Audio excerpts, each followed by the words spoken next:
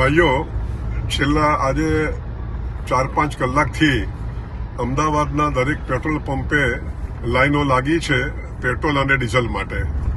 ખરેખર આ અફવા છે અને આ પેટ્રોલ અને ડીઝલના સપ્લાયમાં સરકાર તરફથી કે ઓઇલ કંપની તરફથી કોઈ તકલીફ નથી અને જોઈએ એટલું પેટ્રોલ ડીઝલ મળે છે.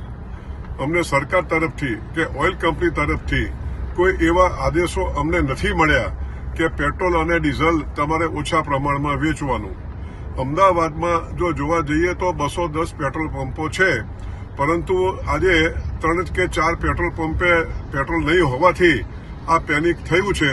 માટે હું પ્રજાને વિનંતી કરું છું કે આવી કોઈ અફવાઓ માનશો નહીં અને આપને જોઈએ એટલું પેટ્રોલ અને ડીઝલ મળવાનું છે.